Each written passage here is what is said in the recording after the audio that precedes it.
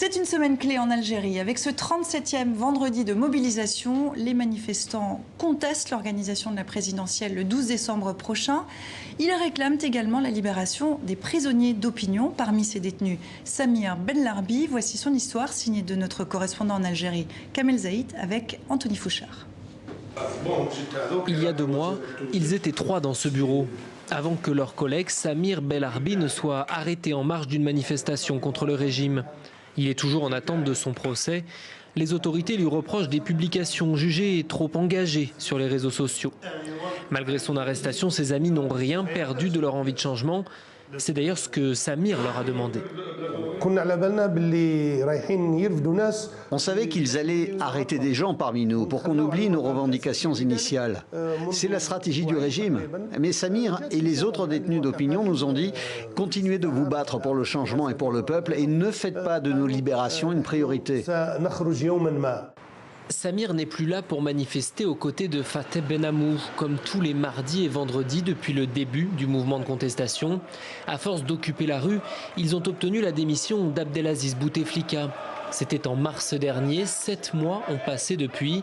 Samir Benlarbi est en prison et des centaines d'autres opposants, politiques ou activistes sont dans le même cas. Les caciques du régime, eux, les cadres, les généraux sont toujours aux manettes et Fateh Benamou toujours dans la rue. On est là chaque semaine pour le soutenir, ainsi que ceux qui ont été emprisonnés injustement. Il n'a pas commis de crime, il a juste exprimé des avis politiques et ses idées. Il a toujours œuvré pour une Algérie meilleure, pour que le peuple algérien recouvre sa liberté. Partout dans le cortège, des photos des activistes emprisonnés. La répression des autorités s'est intensifiée ces dernières semaines alors que les élections présidentielles approchent. Le 12 décembre, les Algériens sont appelés aux urnes pour élire leur nouveau président. Et hier jeudi, l'homme fort du pays, le chef de l'armée Ahmed Gaïd Salah, a campé sur ses positions. Pas de changement du calendrier électoral, pas non plus de libération des détenus d'opinion comme attendu. Les Algériens sont massivement descendus dans les rues. Tous les ingrédients sont réunis pour faire de ce vendredi un moment clé, un moment charnière de ce mouvement qui dure depuis 8 mois et demi. Rosa? Je crois que c'est déjà une date historique. Une foule immense a envahi les rues d'Alger alors même que tous les accès à la capitale étaient bloqués. Donc le 1er novembre, c'est une date très importante pour les Algériens, puisque c'est le début de la guerre d'Algérie, c'est le déclenchement de l'insurrection qui a mené ensuite à l'indépendance du pays. Et ce que vit l'Algérie depuis 8 mois est très profond. C'est pas simplement un élan démocratique, simplement un mouvement social. Les Algériens le disent, ils veulent se libérer. C'est un mouvement de libération. Et ce qu'on entend dans les rues d'Alger, les gens ont commencé à manifester dès jeudi soir, c'est ce mot d'ordre d'indépendance. Donc ça dit toute la profondeur de ce mouvement que la stratégie répressive du pouvoir n'arrive pas à contenir. Libération, indépendance, le vocabulaire n'est pas anodin. Il est même symboliquement très très lourd parce que la date du 1er novembre, comme cela vient d'être dit, est une date culte en Algérie et c'est l'occasion où le pouvoir en place sort ses grandes batteries dans la rhétorique nationaliste en mettant en exergue le rôle de l'armée dans la libération du pays. C'est de l'armée comme libératrice, poitrine, cœur battant de la nation. Pour la première fois, c'est le peuple qui reprend l'initiative pour gérer, traduire et célébrer à sa propre manière la guerre d'indépendance en disant... Donc ça résume bien ce qui se passe depuis... Bien sûr, et peut-être le mot de la fin qui résume l'affaire, c'est le vétéran de la guerre d'indépendance, le commandant Lardar Bouraga, qui est en prison à 86 ans, il a envoyé un message depuis la prison. Il a dit à peu près « Ma génération a libéré le territoire, à vous de libérer la patrie ». C'est aussi un vendredi de tous les dangers aujourd'hui, Rosa?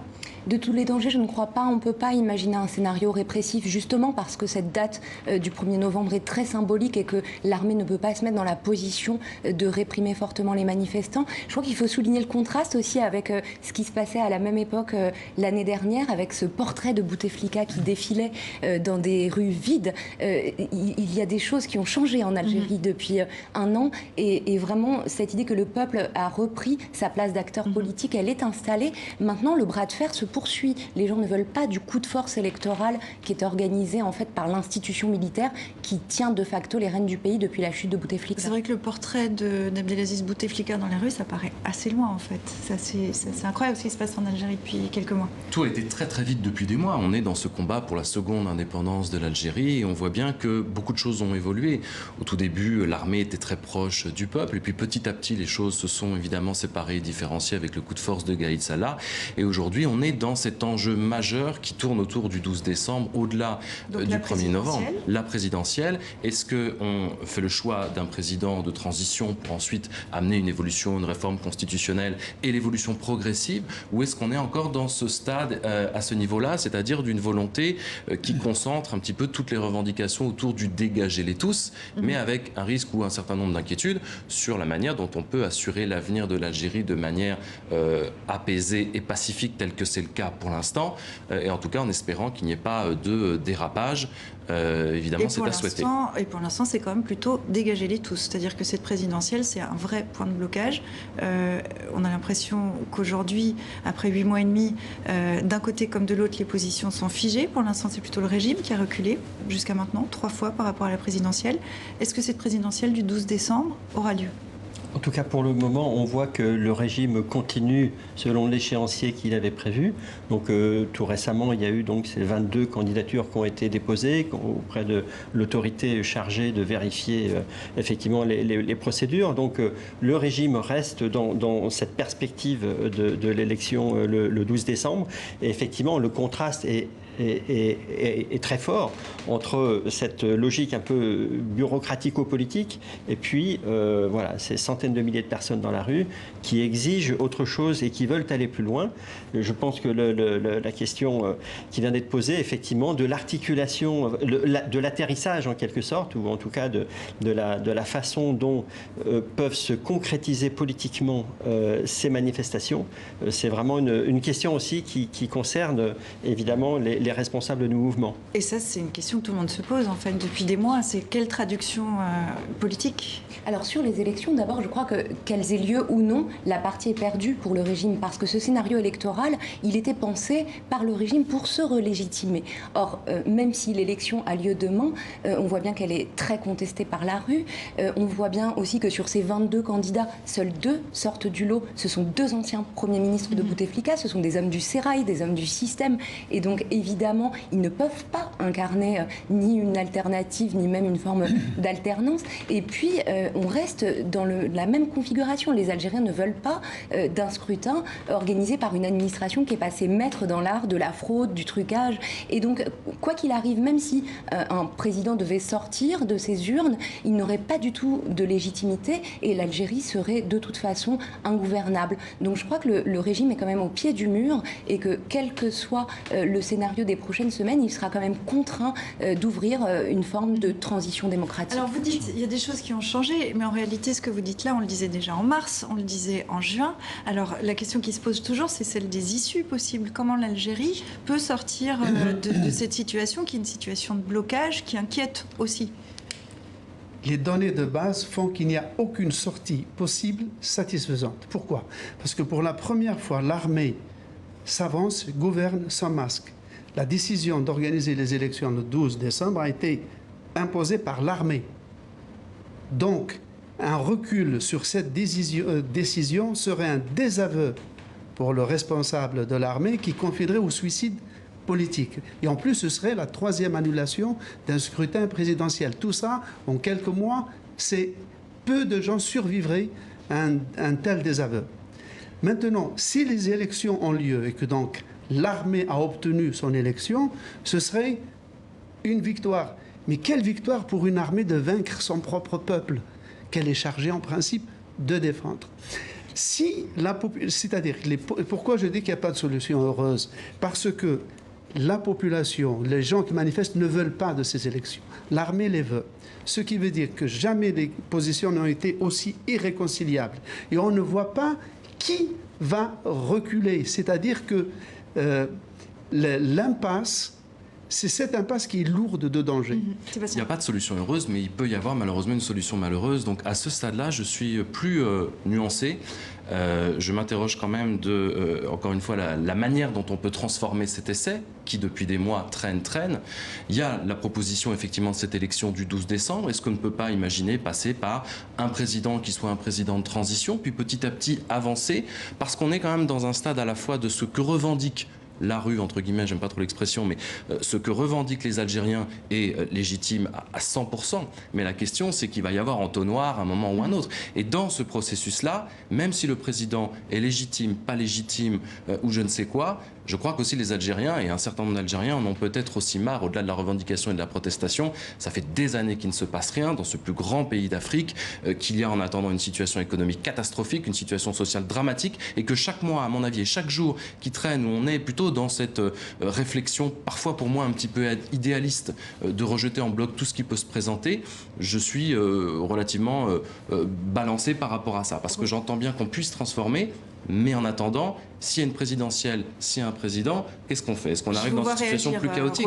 Oui, je crois que les Algériens n'ont pas du tout confiance dans les personnalités qui, demain, pourraient être présidents. En tout cas, ils n'y voient pas un président de transition. Ça fait maintenant plus de 6 décennies que ce système politique est en place. Il est usé jusqu'à la corde. Les Algériens veulent en changer, ils veulent tourner une page. Et il y a des issues possibles. Je crois que tous les ingrédients sont réunis en Algérie pour une transition démocratique apaisée. Voilà un peuple qui manifeste depuis 8 mois sans le moindre incident, de manière extrêmement pacifique, qui est prête au dialogue, mais qui dit nous voulons dialoguer entre nous et pas pour recycler finalement ceux qui incarnent ce système-là. Et des propositions ont été avancées, l'idée d'une instance avec des personnalités consensuelles qui conduiraient la transition, l'idée de l'élection d'une assemblée constituante. Les Algériens le disent. Quelle est l'urgence aujourd'hui à élire d'abord un président de la République? Après tout, Bouteflika, impotent, est resté des années à gouverner le pays depuis sa résidence médicalisée de Zeralda, et le pays a continué à tourner. L'urgence n'est pas à l'élection d'un président de la République. L'urgence est à refondre ce système institutionnel, constitutionnel. Et puis, il y a des mesures, je crois, très rapides que les Algériens attendent. D'abord, la libération de tous ces détenus politiques, ces détenus d'opinion. Ils sont plus d'une centaine aujourd'hui dans les jours. Une grève illimitée des magistrats et des juges. Alors, ça, c'est une complication supplémentaire. Il y a un vrai malaise dans la magistrature parce que on impose aux magistrats de prononcer des condamnations qui sont absolument scandaleuses. Avec d'autres grèves qui s'annoncent, avec peut-être aussi un tournant après 8 mois et demi de mobilisation, de manifestations pacifiques. Est-ce que là, on commence à voir les graines, les pousses d'une désobéissance civile qui s'organise? Alors, je ne sais pas si c'est désobéissance civile ou le terme de grève, effectivement. Mais donc, ça veut dire quand même un État qui va être de plus en plus un peu paralysé à tous les niveaux. Moi, ce que je trouverais intéressant, c'est de regarder ce qui s'est passé ailleurs, dans d'autres pays arabes récemment, en termes de transition.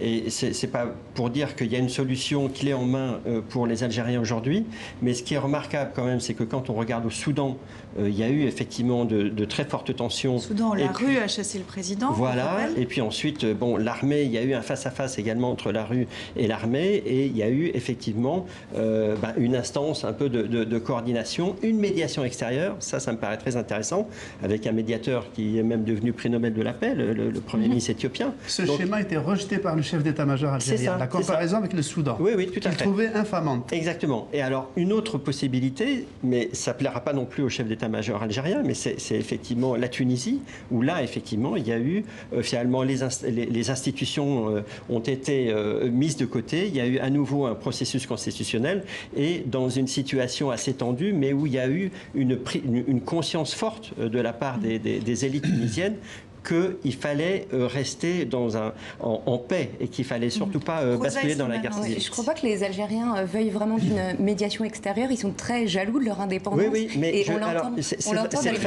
C'est très vrai, mais c'est quand même une question que je pose. Oui, en tout cas, parfois c'est pas mal d'avoir quelqu'un de l'ONU ou quelqu'un de l'OUA, je ne sais pas. C'est pas une atteinte à la fierté algérienne. C'est un regard extérieur. Il y a un rejet dans ce mouvement, un rejet très très fort de toutes les ingérences étrangères, qu'elles viennent des Occidentaux, qu'elles viennent des pays du Golfe. Elles s'expriment aujourd'hui dans la rue, et c'est une dimension extrêmement importante, et c'est une réponse forte à ces militaires qui accusent les protestataires d'être à la solde de puissances étrangères. Vous l'avez très justement repréciser, est-ce qu'on parle de médiation ou est-ce qu'on parle d'ingérence? C'est deux choses évidemment complètement différentes. Et du coup, la comparaison entre l'Algérie et le Soudan avait quand même pour point commun et pour focale les Émirats arabes unis. Bien sûr, aucun de ces pays-là n'a envie aujourd'hui.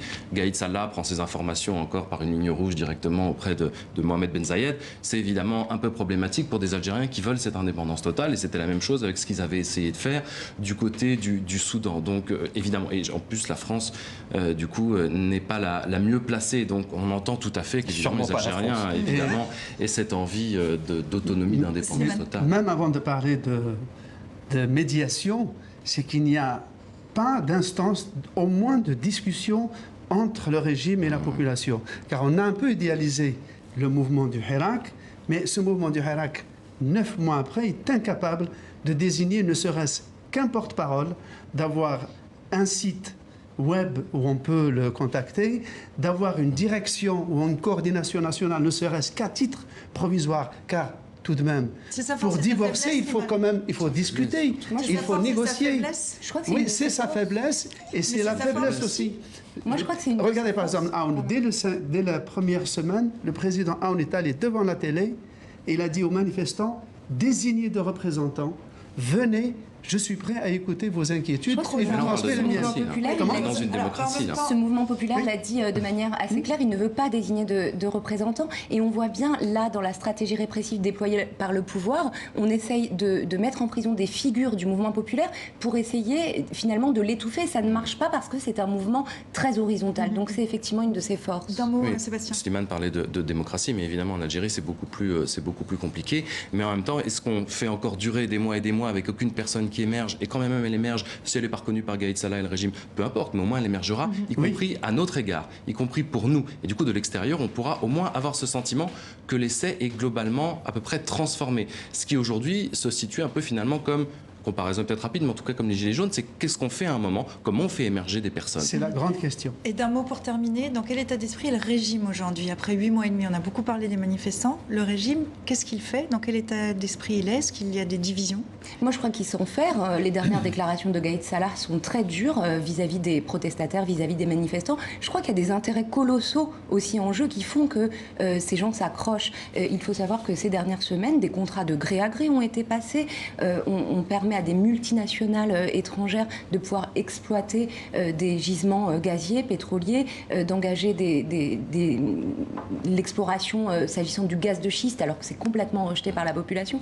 Et je crois que les intérêts économiques colossaux qui sont aujourd'hui en jeu en Algérie expliquent aussi la difficulté à déraciner ce Donc système. cette durée les arrange peut-être aussi. Vraiment d'un mot pour terminer, Slimane, très rapide. Alors l'attitude du régime laisse vraiment perplexe. Quand on regarde les médias, la télévision d'État chaque soir, il n'y a aucune image sur les manifestations.